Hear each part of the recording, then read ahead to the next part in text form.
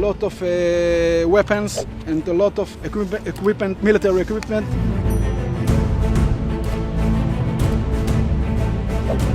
नमस्कार, आप देख रहे हैं लाइव हिंदुस्तान। गाजा में चल रहे युद्ध के बीच हमास को लेकर एक चौंकाने वाली और विस्फोटक जानकारी सामने आई है। एक तरफ इजराइल और इजराइल की सेना ये दावा करते नहीं थकते कि उन्होंने हमास की कमर तोड़ दी है, हमास पूरी तरह से खत्म हो चुका है, हमास की ताकत अब बहुत कम हो गई है, इस तरह के दावे किए जाते हैं। लेकिन अब उसी इजराइल की सेना ने ये दावा किया है कि दरअसल हमास अब खुद को और मजबूत बना चुका है। हमास में 40,000 नए लड़ाके शामिल हुए हैं और उन्होंने अपनी रणनीति में भी एक बड़ा बदलाव किया है। जी हां, ये दावा खुद इजरायली सेना IDF की तरफ से किया गया है। क्या कुछ और बातें इसमें बताई गई हैं, आइए आपको बताते हैं। इजरायली सेना का दावा है कि 40,000 लड़ाके इस वक्त हमास तंजीम के पास मौजूद हैं और अब उनका जो पूरा फोकस है वो जो सुरंगों के जरिए जो लड़ाई लड़ते थे उसके बजाय वो अपना फोकस अब दूसरी जगहों पर शिफ्ट कर रहे हैं। मसलन अब हमास बम धमाकों के जरिए, IEDs के जरिए, एम्बुश अटैक्स यानी कि गुरिल्ला वॉर के जरिए अपने हमलों को अंजाम देने पर ज्यादा फोकस कर रहा है, ये कहना है IDF का।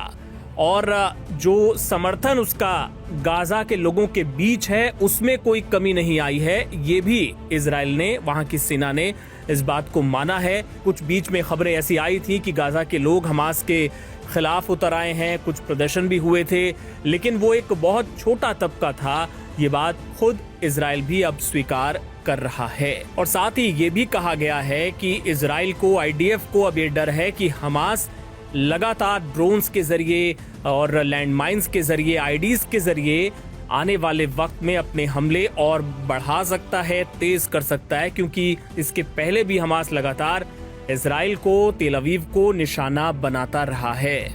और ये जो 40,000 लड़ाके हमास में, इस तंजीम में जो जुड़े हैं, उसके पीछे जो एक वजह बताई जा रही है, जो जानकार मानते हैं कि इतनी बड़ी संख्या में हमास के साथ जो वहां के गाजा के जो युवा हैं वो क्यों जुड़ रहे हैं। दरअसल लगातार जो भीषण हमले इजराइल की तरफ से किए जा रहे हैं, जिसमें किसी का पूरा परिवार खत्म हो जा रहा है, किसी के बच्चे, किसी का पूरा घर, ऐसे में जो गुस्सा है IDF के खिलाफ, इजराइल के खिलाफ, वो और तेजी से उभर रहा है, तेजी से बढ़ रहा है। और यही वजह है कि जो रुझान है वो हमास की तरफ वहां के युवाओं का हो रहा है, ये एक बड़ी वजह के तौर पर देखा जा रहा है। तो हमास लगातार अपनी लड़ाई जारी रखे हुए है और इस बीच, जैसा लाइव हिंदुस्तान आपको लगातार बताता रहता है कि अब नेतन्याहू एक नई डील हमास के साथ करना चाहते हैं।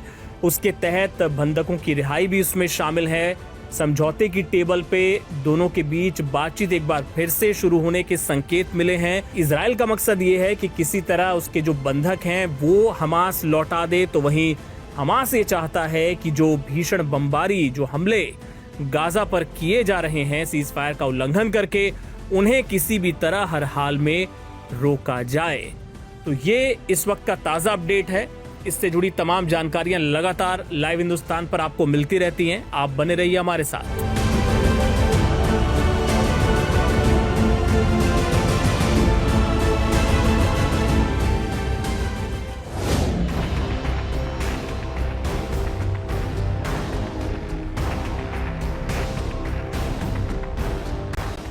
गजा पर इस्राएली आक्रामकता के खिलाफ और फिलिस्तीन की आज़ादी के लिए इस्राएल से सशस्त्र संघर्ष करने का दावा करने वाले यमन के अंसारुल्लाह का कहना है कि उनके हमलों से लाल सागर में अमेरिकी aircraft carrier Harry S Trueman को खासा नुकसान पहुंचा है और वो आउट ऑफ सर्विस हो गया है।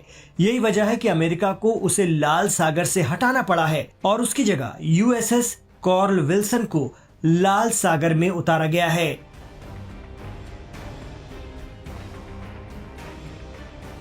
खास बात यह है कि यह ऐलान यमनी मिलिट्री के तर्जुमान या स्पोक पर्सन यहया सारी ने उस वक्त किया है जब पिछले अमेरिकी हमलों में उनके मारे जाने की खबरें मंजरे आम पर थीं।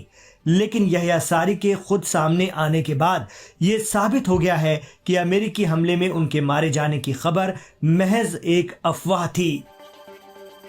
आपको बता दें कि यमन के अंसारुल्लाह के तर्जुमान यहया सारी के बयान अक्सर हूतियों के कंट्रोल वाले यमन के अल मसीरा टीवी और सोशल मीडिया प्लेटफॉर्म एक्स पर वीडियो के जरिए सामने आते हैं। यहया सारी 1970 में उत्तरी यमन के सादा प्रांत में पैदा हुए, जो सऊदी अरब की सरहद से सटा हुआ है। उन्होंने पॉलिटिकल साइंस में मास्टर डिग्री हासिल की और इतना ही नहीं, डिफेंस के भी खास कोर्स और ट्रेनिंग की। 2017 में उन्हें यमनी मुसल्लह यानी आर्म्ड फोर्स में जगह मिली। उसी साल उन्हें कर्नल के पद पर पदोन्नत कर दिया गया। 2018 के मध्य में उन्हें यमनी सशस्त्र बलों के नैतिक मार्गदर्शन महकमे का डायरेक्टर बनाया गया और बाद में ब्रिगेडियर जनरल के ओहदे पर प्रमोशन मिला। 17 अक्टूबर 2018 को उन्हें ब्रिगेडियर जनरल शराफ लुकमान के जानशी के तौर पर यमनी फोर्सेस का तर्जुमान बनाया गया। तो ब्रिगेडियर जनरल यहया सारी भी मीडिया के जरिए अमेरिका और इसराइल को धमका रहे हैं। इससे पिछले दिनों चली उन खबरों पर विराम लग गया है जिसमें उन्हें अमेरिकी हमले में जाँ बहक किए जाने के दावे किए जा रहे थे। इतना ही नहीं, यमनी मिलिट्री के जरिए अल मसीरा टीवी के हवाले से राजधानी सना का एक वीडियो भी जारी किया गया है जिसमें जुमे से इतर भी लोगों की भारी तादाद रोज सना की सड़कों पर उतर रही है और अमेरिकी जहाजों और इसराइल पर अंसारुल्लाह के हमले का पुरजोर तरीके से सपोर्ट करती नजर आती है।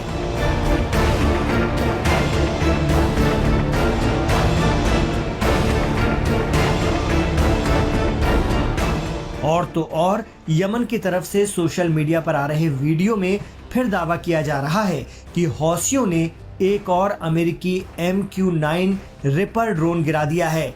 दावा है कि ये 19वां अमेरिकी ड्रोन है जिसे हौसियों ने आसमान की ऊंचाइयों से जमीन पर लापटका है। अमेरिकी महंगे टोही ड्रोन पर यह हमला यमन के हज्जा सूबे में किया गया है जिसमें लोकल मेड सतह से हवा में मार करने वाले मिसाइल का इस्तेमाल किया गया। ऐसी जानकारी अंसारुल्लाह के जरिए सोशल मीडिया पर आ रही है।